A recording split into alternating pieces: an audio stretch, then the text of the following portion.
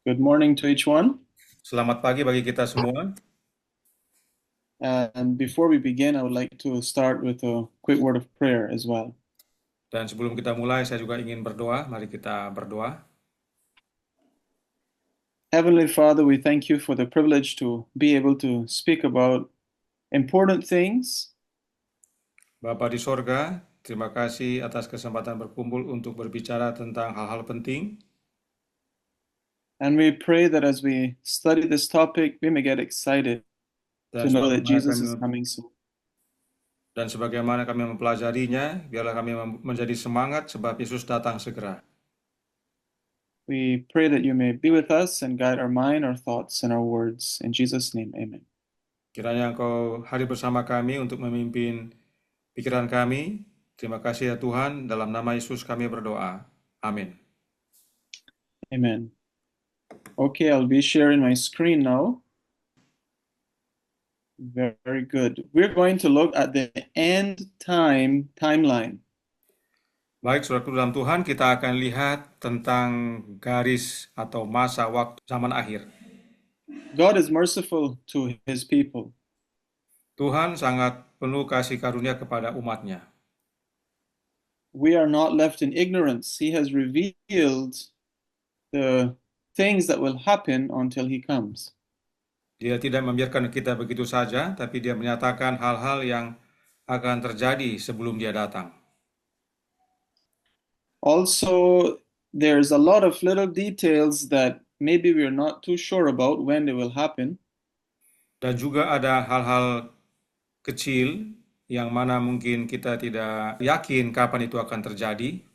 But we have a general picture given in the Bible and also in the spirit of prophecy of the things that will happen until Jesus comes. Namun secara umum kita diberikan informasi dalam Alkitab hal-hal yang terjadi sebelum Yesus datang. And even beyond until the earth is made new. Bahkan sampai nanti pada waktu dunia jadi baru. Let us begin by reviewing Revelation chapter 13. Mari kita mulai dengan mengkaji Wahyu pasal 13. Revelation 13 speaks about two beasts. Wahyu pasal 13 berbicara tentang dua binatang. And to be able to understand where we are in history in Revelation 13, we have to look at when this beast ruled. Dan untuk mengetahui di mana kita di akhir zaman ini, kita perlu tahu mengenai kedua binatang ini. And this is given clearly in Revelation 13. Dan ini dinyatakan dengan jelas dalam Wahyu pasal 13. And so the first beast comes up out of the sea. Binatang yang pertama muncul dari dalam laut. And Revelation 17:15 tells us the sea represents multitudes, peoples, and tongues, languages. Dan Wahyu pasal 17 dan 18 menyatakan bahwa laut itu adalah banyak orang, ya, banyak bangsa. It has 7 heads and 10 horns. Memiliki 7 kepala dan 10 tanduk. And if we compare it with Revelation 17, we find the exact same characteristics. Dan bila mana kita lihat dalam pasal 17, kita akan melihat karakteristik yang sama. And a woman is sitting on the beast. Dan ada seorang perempuan duduk di atas binatang itu. And so we have a false religious system, a political religious system. Karenanya kita memiliki suatu bentuk agama politik yang palsu. And it's coming up in a populated area. Dan itu muncul di area yang banyak orang, populasi yang banyak. We're dealing with Revelation 13, 1 to 10. Here it is given in blue. Kita lihat yang sebelah kiri, yang berhubungan dengan Wahyu 13 ayat 1-10 yang ditandai dengan warna biru. And so this beast also speaks blasphemies. Dan binatang ini juga berbicara tentang hujat. It is also a beast that it's not like any of the other systems or political or kingdoms before it. Dan apa yang dia nyatakan tidak serupa dengan kerajaan politik ataupun kerajaan sebelumnya. It has aspects of all of the other kingdoms and religious systems. Namun memiliki aspek-aspek yang serupa dengan kerajaan ataupun agama, sistem agama sebelumnya. Something unique about this one is that it would receive a deadly wound. It would fall, but it will not die, and it would rise again. Yang menarik adalah bahwa binatang ini mengalami luka yang dapat membahayakan jiwanya, nyawanya, tapi pada akhirnya sembuh dan bangkit kembali. And it ruled for 42 months. Dan memerintah selama 42 bulan. And this 42 months is mentioned 6 times in the Bible. Dan masa 42 bulan ini dinyatakan 6 kali dalam Alkitab. And it is always talking about the same characteristics of this kingdom. Dan selalu menyampaikan karakteristik yang sama tentang kerajaan tersebut.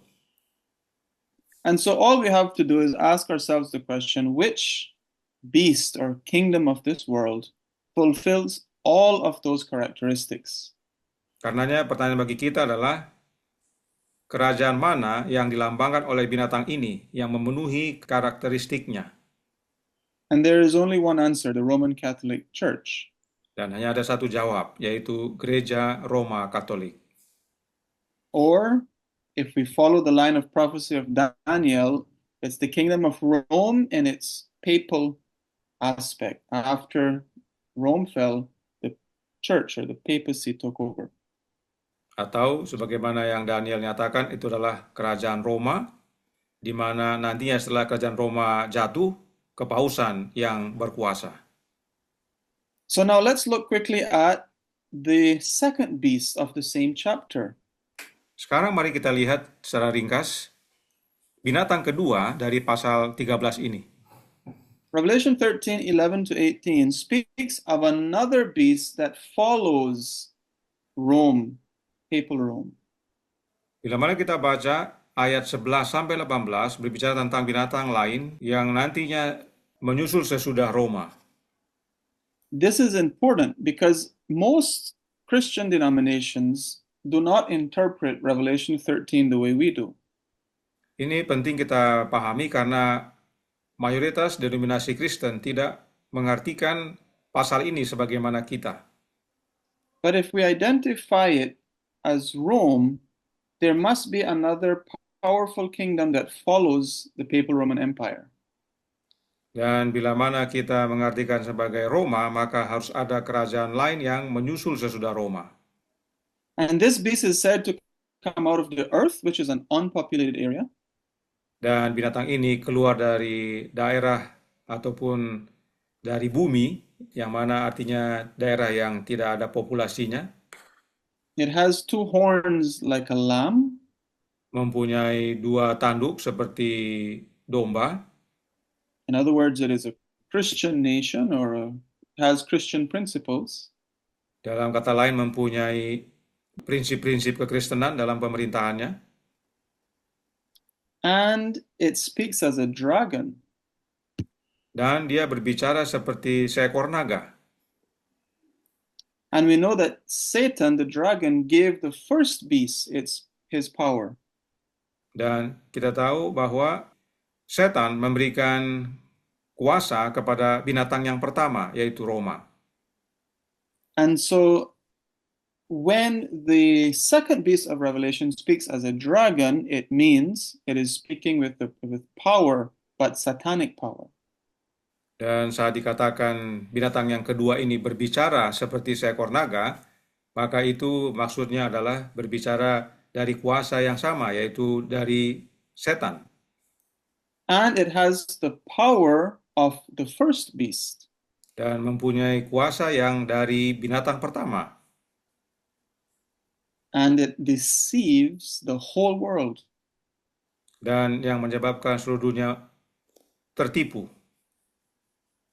So it is very easy to figure out which beast this is.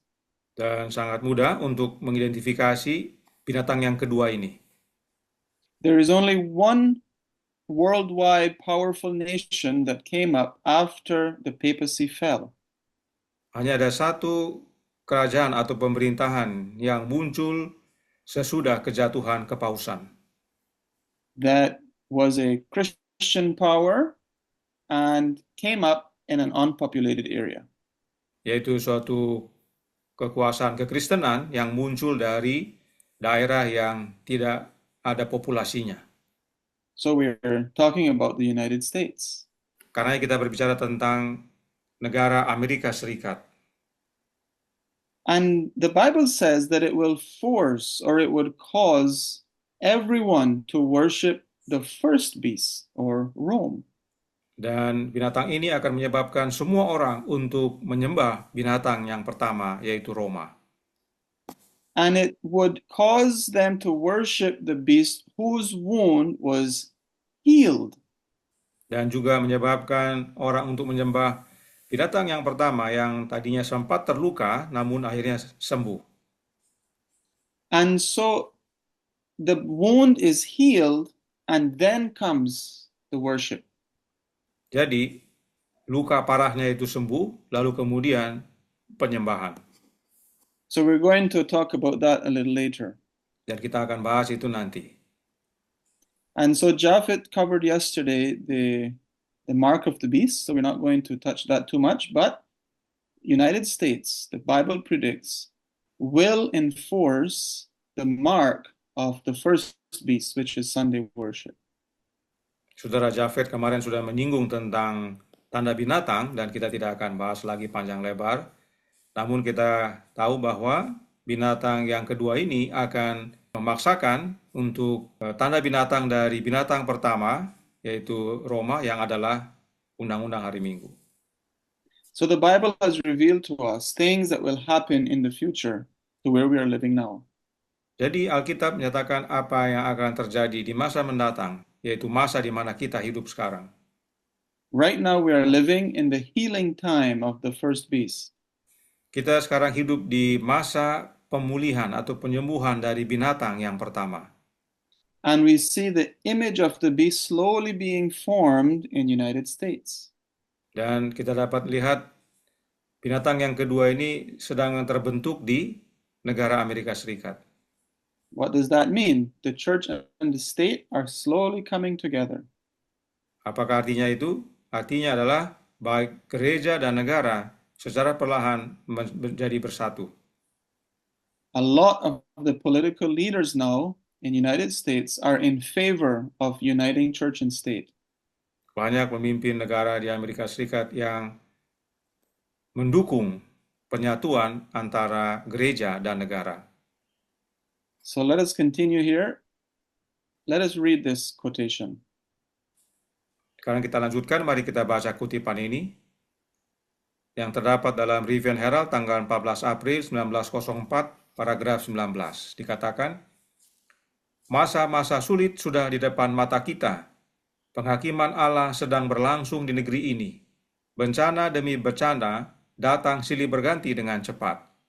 Allah akan segera bangkit dari tempatnya untuk mengguncang bumi dengan dahsyat dan menghukum penduduknya atas kejahatan mereka. Kemudian ia akan berdiri membela umatnya dan akan memberikan perlindungannya kepada mereka. Ia akan merangkul mereka untuk melindungi mereka dari segala bahaya.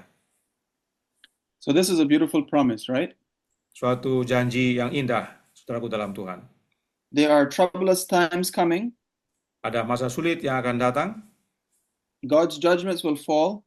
Penghakiman Allah akan tiba. Many calamities will follow, one after the other. Dan bencana demi bencana datang silih berganti dengan cepat. But we will have God's protecting care. Tapi kita akan memiliki perlindungan Allah. You know, as we study this topic, it is not to instill fear into people. Jadi saat kita mempelajari akan kebenaran ini, kita bukan menanamkan ketakutan kepada banyak orang. God doesn't want frightened Christians. Allah tidak mau umat Kristen yang ketakutan. When the disciples were afraid, he always said, be not afraid. Pada waktu para murid ketakutan, Yesus selalu berkata, janganlah engkau takut. He gives us the prophecies so we can perfect our characters and get ready to preach the everlasting gospel. Dia menyampaikan akan masa akhir zaman adalah untuk kita menyempurnakan karakter kita dan mengabarkan akan Injil yang kekal. So let us continue here. In the Great Controversy, chapter 15, Dalam buku Kemenangan Akhir, pasal 15, also in these different Bible books here, Revelation and Zechariah, we find some interesting facts that we should mention. dan juga dalam Wahyu pasal 11 sama Zakaria 4, kita akan menemukan hal-hal yang menarik. When the time was coming for the end of the papal supremacy, Pada waktu masa supremasi kepausan tiba, there was some strange things happening in Europe. ada hal-hal yang aneh terjadi di Eropa, Especially in France. khususnya di Prancis. In 1793, atheism was made law in France. Di tahun 1793, ateisme dijadikan undang-undang di Prancis. And history tells us that when that happened, France was plunged into calamity and bloodshed and lawlessness. Dan pada waktu terjadi, dinyatakan dalam sejarah bahwa Prancis mengalami kejatuhan. Banyak terjadi pertumpahan darah dan bencana.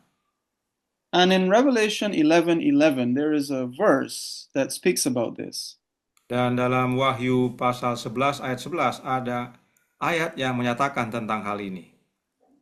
And Ellen White interprets this as referring to the French Revolution and these things that were happening. Dan Nyonya White menyatakan hal ini tentang revolusi Prancis dan apa yang terjadi saat itu. And so this event that happened in France in 3.5 years, where they were atheistic, is a small example of what will happen in the whole world at the end of time. Jadi, peristiwa kejadian 3,5 tahun di Prancis merupakan gambaran apa yang akan terjadi di akhir zaman nanti. In France, it was atheism. Di Prancis adalah ateisme. At the end of time, it will be apostate Protestantism. Dan di zaman akhir nanti adalah Protestan yang murtad. The difference is that one will be promoting Christianity, but a false Christianity. Perbedaannya adalah yang satu akan mempromosikan kekristenan, tetapi kekristenan yang palsu. But the result is the same. Tapi hasilnya adalah sama.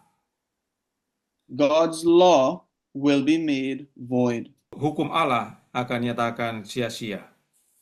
Please read Great Controversy, page 267, brother. Thank you. Oke, kita akan baca The Great Controversy halaman 267 paragraf 1 yang dikatakan, kedua saksi tersebut mewakili kitab suci Perjanjian Lama dan Perjanjian Baru. Keduanya merupakan kesaksian penting tentang asal-usul dan kekekalan hukum Allah. Keduanya juga merupakan saksi tentang rencana keselamatan. Gambaran, pengorbanan, dan nubuat dalam Perjanjian Lama menunjuk ke masa depan kepada juru selamat yang akan datang. Kitab Injil dan surat-surat dalam Perjanjian Baru menceritakan tentang juru selamat yang telah datang dengan cara yang tepat, seperti yang dinubuatkan melalui gambaran dan nubuat. So when the world unites the church to reject God's law, there will be the last days events. Jadi pada waktu dunia ini bersatu dan menolak hukum Allah, maka akan terjadi peristiwa-peristiwa akhir zaman. Here we have a chart, an overview of some of the events that will happen. Ini adalah bagan yang meringkaskan akan kejadian yang akan terjadi. So in 1798, the first date on the left we see the deadly wound that Revelation 13 spoke about. Jadi di bagian paling kiri ada angka 1798, itu adalah waktu di mana terjadinya luka yang membahayakan tubuh si binatang pertama itu. 1844 is the end of the 2300-day prophecy, marking the beginning of Jesus' ministry in the most holy place, in heaven. Dan akhir daripada 2300 pagi dan petang, yaitu tahun 1844, adalah awal daripada pelayanan Yesus di bilik yang maha suci. So between now and the close of probation, certain things will happen. Dan karenanya mulai di antara masa itu dengan sekarang dan nanti akan ada terjadi hal-hal tertentu. One of the important things that happened after Jesus entered the most holy place was a return to the truth on the Sabbath.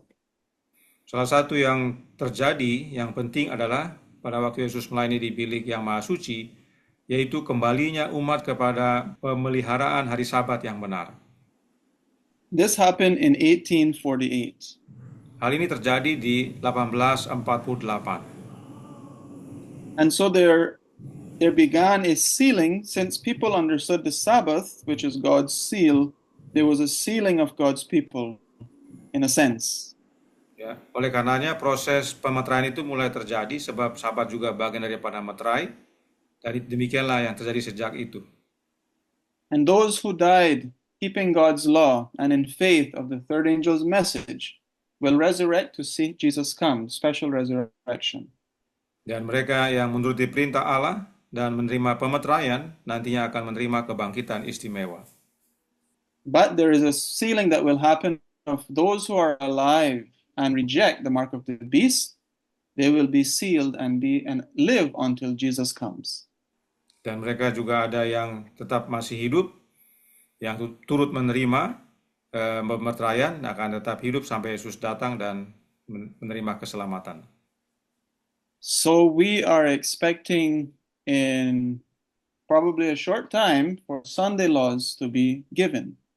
Karenanya kita berharap dalam waktu tidak lama lagi undang-undang hari Minggu akan dinyatakan. And we're going to go to the next one to zoom in. The close of probation is kind of the half of this chart. I have two other charts explaining both sides a little more. Jadi dari bagian ini kita bisa lihat nanti bahwa undang-undang hari Minggu itu adalah pemisah dari bagian ini. Jadi dia tertera di bagian tengah. Seperti gambar. So we see in 1929, the deadly wound began to be healed. Mulai tahun 1929, luka yang membahayakan nyawanya tersebut mulai sembuh. And we are living now in 2024. Dan kita sekarang ini hidup di tahun 2024. And church and state are beginning to unite. Kita dapat melihat bagaimana gereja dan negara mulai bersatu. What will happen when the Sunday laws are passed? Apa yang akan terjadi bila undang-undang hari Minggu diumumkan? Let's read last day's events, page 134. Dikatakan dalam Last Day Events atau peristiwa-peristiwa akhir zaman, bab 9, halaman 134, berbunyi, ketika negara menggunakan kekuasaannya untuk menegakkan keputusan-keputusan dan mendukung lembaga-lembaga gereja, maka Amerika Protestan akan membentuk suatu citra bagi kepausan dan akan terjadi kemurtadan nasional yang hanya akan berakhir dengan kehancuran nasional. So this image of the papacy is the uniting of church and state. Jadi citra atau gambar ini adalah dari kepausan yang mana menyatukan gereja dan negara.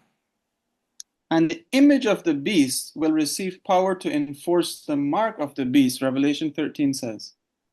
Dan citra daripada kepausan ini akan memberikan kuasa kepada tanda binatang itu, yang mana sesuai dengan Wahyu pasal 13. And in last day's events 135, we see that the Sabbath question will be the issue in the great final conflict. Dan dalam peristiwa-peristiwa hari zaman halaman 135 dikatakan bahwa Sabat itu menjadi konflik terbesar yang terakhir. And so after the Sunday law, we have what is called the little time of trouble. Dan sesudah Sunday Law atau Undang-Undang Hari Minggu dinyatakan, akan ada waktu singkat, masa kesesakan singkat. And there's a lot of things that will happen once the Sunday law is given. Dan akan banyak hal yang akan terjadi saat Undang-Undang Hari Minggu diberikan. First, God will send judgments on the countries that accept and enforce the mark of the beast. Yang pertama, Allah akan menjatuhkan hukuman atau penghakiman kepada negara-negara yang menjalankan tanda binatang itu. Starting with United States and then going to the rest of the world. Dimulai dengan Amerika Serikat dan selanjutnya negara-negara lainnya yang di dunia ini. Because God's people know this, they will leave the cities, finally leave the cities completely. Dan karena umat Tuhan mengetahui hal ini, akhirnya banyak yang dari kota keluar. There I have leave large cities, but even small cities, all of the cities, God's people will leave. Dan tidak hanya kota besar, kota kecil juga. Seluruh umat Tuhan akan tinggalkan kota. The spirit of prophecy says they will leave to very smaller populated areas preparatory to fleeing into the wilderness. Roh Nubuat katakan mereka akan menyingkir ke tempat terpencil yang sedikit populasinya sebagai tempat persiapan sebelum pelarian. So of course, if you can do it now, it's good. But God's people will leave the large cities into more rural areas, and then they will leave those again when it gets really tough. Jadi bila mana saudara sudah pergi menyingkir, silakan. Tetapi akan ada masa di mana orang-orang yang dari kota akan menyingkir ke tempat di luar kota atau di pedesaan, dan akan ada masa mereka yang di kota dan di pedesaan akan keluar lagi ke tempat yang terpencil. So during this little time of trouble, jadi di masa kesesakan yang singkat ini, it will not be overnight. It will be gradual. God's people will be prohibited from buying and selling. Dan itu tidak akan terjadi dalam waktu semalam, tapi akan secara bertahap hingga pada akhirnya kita dapat berjual beli. God's people will give the loud cry. Umat-umat Tuhan akan menyerukan seruan nyaring. This means that the latter rain will be poured out. Hujan akhir akan dicurahkan. Because the latter rain empowers God's people to give the loud cry. Sebab itu akan memberikan kuasa kepada umat-umat Tuhan untuk menyerukan seruan akhir. And the loud cry produces the shaking. Dan seruan akhir itu menghasilkan goncangan. So that's the order. The latter rain, the loud cry, and the shaking is the result. Jadi itulah urutannya. The loud cry will produce the shaking. Jadi seruan nyaring akan menghasilkan goncangan. There's a shaking happening in our church right now. Dan ada goncangan yang terjadi di gereja kita saat ini. But this shaking is a shaking of the whole world. Dan goncangan ini adalah goncangan seluruh dunia. Babylon will have fallen once and for all, and God's people will come out. Dan Babel akan hancur selamanya, dan umat-umat Tuhan akan diselamatkan. This is when God's people will sell land, sell their houses. Disinilah waktunya umat-umat Tuhan akan menjual tanahnya, rumahnya. They will move to the countryside, and we will have to eat from the land. Kita akan pindah ke pedesaan dan memakan dari apa yang ditanam. And use our funds to spread the gospel and give the loud cry. Dan kita gunakan seluruh keuangan kita untuk mengabarkan atau menyerukan seruan nyaring. And once every single person on earth has made an intelligent decision Dan setiap orang di dunia ini akan membuat keputusan yang bijak, either to receive the seal of God or the mark of the beast, apakah menerima meterai Allah atau tanda binatang. Jesus will step out of the most holy place. He will finish the work that he began in 1844. Yesus akan keluar dari bilik Maha Suci yang dia mulai tahun 1844 dan meninggalkan bilik tersebut. Then Revelation 22:11 will be fulfilled. Let him that is holy be holy still. Let him that is filthy be filthy still. Dan Wahyu 22 ayat 11 digenapi, yaitu barang siapa yang berbuat jahat, biarlah ia terus berbuat jahat. Barang siapa yang cemar, biarlah ia terus berbuat cemar. Barang siapa yang benar, biarlah ia terus berbuat kebenaran. Barang siapa yang kudus, biarlah ia terus menguduskan dirinya. Daniel 12:1 speaks about this event. Michael will stand up. Dan Daniel pasal 12 ayat 1 menyatakan kejadian berikutnya, yaitu Mikael akan bangkit. And there will be a time of trouble, the Bible says, when Michael stands up. Dan akan ada masa kesesakan saat Mikael bangkit. So there is a little time of trouble and there is what we call a big time of trouble. Jadi ada masa kesesakan yang singkat dan ada masa kesesakan besar. And this takes us to the second part after the close of probation. And before that, let us read this early writings 52. Dan sebelumnya kita baca kutipan dari Early Writings halaman 52 paragraf 1 dikatakan, saya diperlihatkan bahwa 7 malapetaka terakhir akan dicurahkan setelah Yesus meninggalkan bait suci. Malaikat itu berkata, murka Allah dan anak dombalah yang menyebabkan kehancuran atau kematian orang-orang jahat. Atas perintah Allah, orang-orang kudus akan menjadi perkasa dan mengerikan seperti pasukan dengan panji-panji, tetapi mereka tidak akan melaksanakan penghakiman yang tertulis. Pelaksanaan penghakiman akan terjadi pada akhir masa 1000 tahun. And so there is the 7 last plagues that will be poured out after Jesus leaves the sanctuary. Jadi inilah 7 malapetaka yang dicurahkan setelah Yesus meninggalkan bilik yang maha suci. And we know that the last plagues will not be universal. If not, everyone would probably die. Dan kita tahu bahwa 7 malapetaka ini bukan bersifat universal, karena kalau tidak, semua akan mati. And so the angel said, the wrath of God causes the destruction or death of the wicked. Makanya disebutkan murka Allah dan anak dombalah yang menyebabkan kehancuran atau kematian orang-orang jahat. And so the judgment written against them will not be executed right away. Dan karenanya penghakiman atas mereka tidak langsung dilaksanakan. In other words, the plagues are poured out. Dengan kata lain, malapetaka itu dicurahkan, but hell's fire, the final destruction of the wicked, happens after the 1,000 years. Tapi keputusan penghakiman yang mana nanti adalah api neraka itu akan terjadi setelah 1000 tahun. So that brings us to the second part of the chart, which is from the close of probation until Jesus comes the third time. Sekarang kita lihat bagian kedua dari bagan tersebut, yaitu sesudah pintu kasihan ditutup sampai Yesus datang kembali yang ketiga.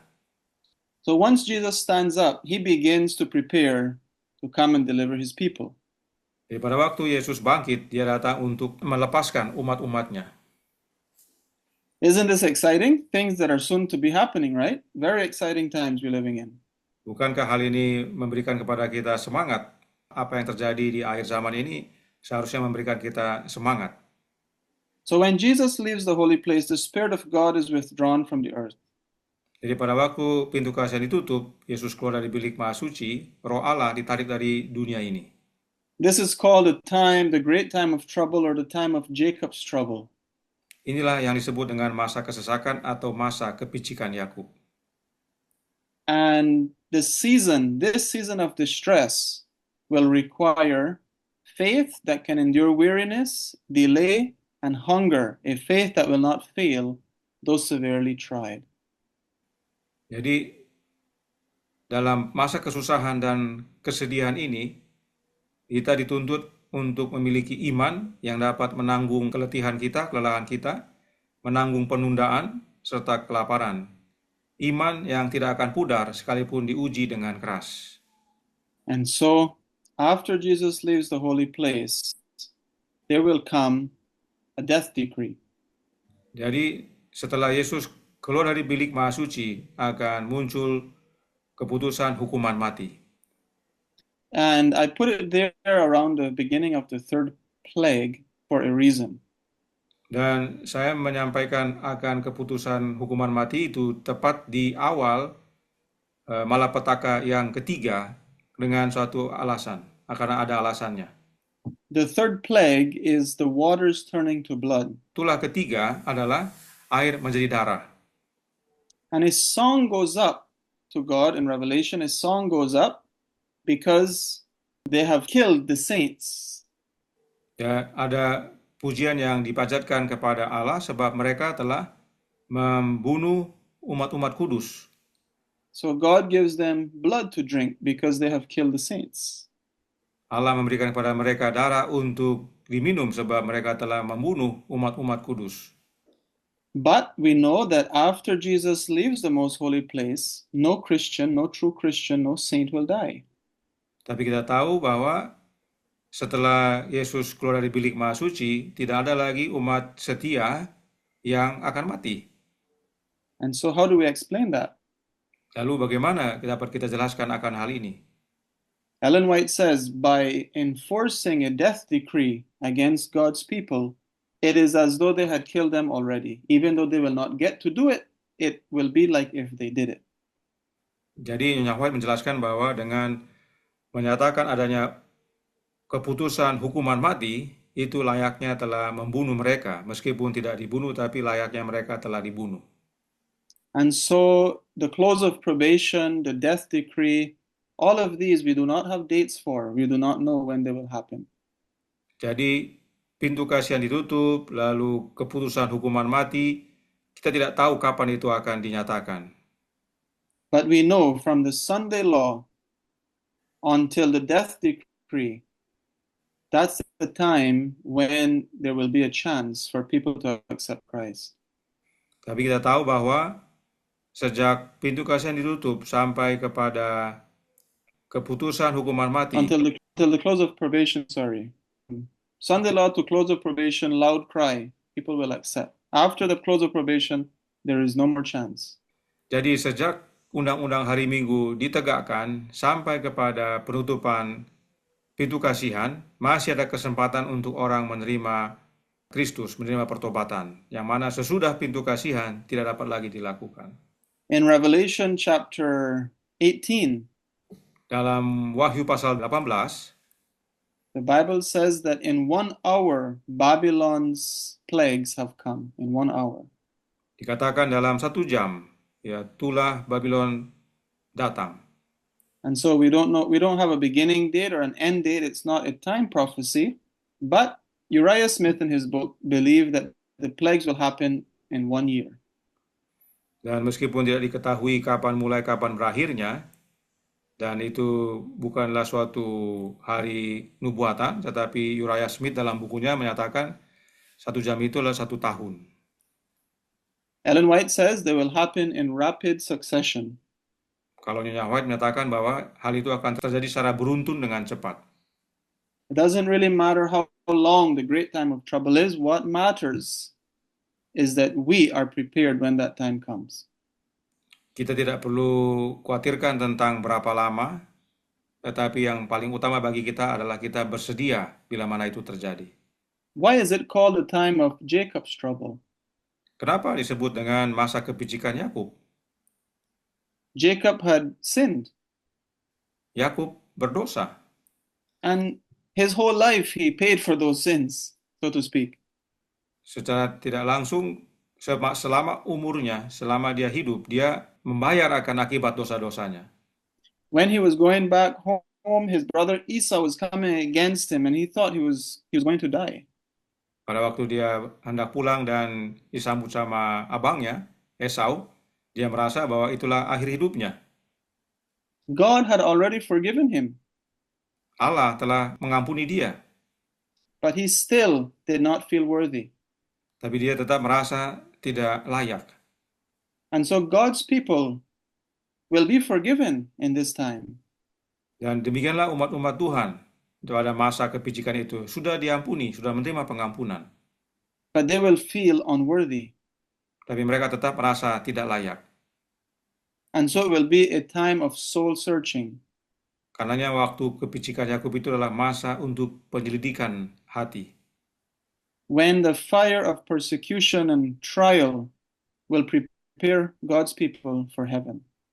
Api pemurnian itu, api aniaya itu akan mempersiapkan umat-umat Allah untuk sorga. And so Ellen White tells us if in this time we're still sinning, we still have unconfessed sins, we will be lost because there will be no intercessor in heaven. Jadi bila mana kita saat ini tidak menggunakan waktu ini untuk mengakui segala dosa-dosa kita, nanti tidak ada lagi kesempatan kita untuk mengakuinya, sebab sudah tidak ada lagi pengantara di sorga. So today is the day of salvation. Karenanya hari ini adalah hari keselamatan. And so after the death decree, the plagues continue. Dan sesudah keputusan hukuman mati dan tulah-tulah berlanjut, a lot of little events happen in the sixth and seventh plagues. banyak hal yang terjadi di antara tulah ke-6 dan tulah ke-7. The heaven opens like a scroll. Langit terbuka, langit bergulung seperti gulungan kertas. God's voice is heard through Orion, giving the day and the hour of Jesus' coming. Suara Allah terdengar dari Orion yang menyatakan tentang hari dan waktu kedatangan Yesus. Then we see the cloud. Lalu kita lihat awan itu. It is black at first and then white, and we know that that's a sign of Jesus coming. Awan tersebut awalnya hitam, tapi lama-kelamaan menjadi putih, dan kita tahu itulah kedatangan Kristus. As it comes closer, heaven is filled with angels. Sebagaimana itu mendekat, ya, awan tersebut mendekat, langit dipenuhi dengan malaikat. The wicked that are still alive are destroyed by the brightness of Jesus coming. Orang-orang jahat yang masih hidup akan mati oleh karena terangnya atau sinar kemuliaan Kristus. Jesus blows a trumpet, and the righteous dead are raised from the dead. Nah, kemudian Yesus meniupkan trompetnya dan umat-umat Allah yang tertidur dibangkitkan. This is the second coming of Christ. Itulah masa kedatangan Kristus yang kedua kali. After that, the righteous, they go to heaven with Christ. Sesudah itu, umat-umat yang dibangkitkan ini akan pergi ke sorga bersama Kristus. The millennium of peace is a millennium actually in heaven, not on the earth. Masa 1000 tahun yang penuh damai itu bukan di dunia, tetapi di sorga. And the saints will participate in the judgment that will be reviewed in heaven for the wicked. Dan umat-umat Tuhan yang setia, yang kudus ini, yang selamat akan terlibat dalam pengkajian, keputusan atau penghakiman orang-orang yang jahat. God will not destroy the wicked eternally until every case has been explained. Allah tidak akan membinasakan sekaligus atau membinasakan orang-orang jahat langsung sampai pada akhirnya semua kasus diputuskan. And after the millennium, the holy city descends with the saints. Dan pada akhir masa 1000 tahun itu, kota yang baru dan umat-umat yang kudus turun. And then there is another series of events until the earth is made new. Lalu ada beberapa peristiwa yang terjadi sampai pada akhirnya dunia ini jadi baru. I'll encourage each one to read the last 8 chapters of Great Controversy. Karenanya kami menghimbau untuk masing-masing kita membaca 8 pasal terakhir dari buku Kemenangan Akhir. That explains all of these things in great detail, what we have covered today.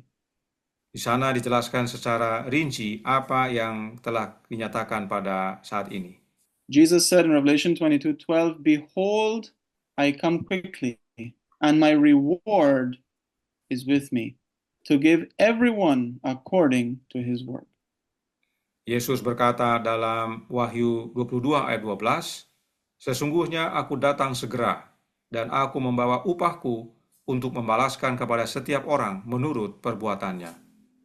Jesus repeated these words, "Behold, I come quickly," 4 times in Revelation. Yesus mengulangi kalimat "sesungguhnya aku datang segera" 4 kali dalam buku Wahyu. He wants to come. He's excited to come. Yesus mau datang dan dia rindu untuk datang segera. But he is waiting on you and me. Tapi Yesus menunggu Anda dan saya. Let us prepare as we see these things happening in the world. We know that Jesus is coming soon. Mari kita bersedia sebagaimana kita melihat tanda-tanda zaman bahwa Yesus datang segera. So may God bless you. Kiranya Tuhan memberkati kita semua. Let us end with a prayer. Mari kita akhiri dengan doa. Father in heaven, we thank you for your word. Bapa kami yang di sorga, terima kasih atas firman-Mu.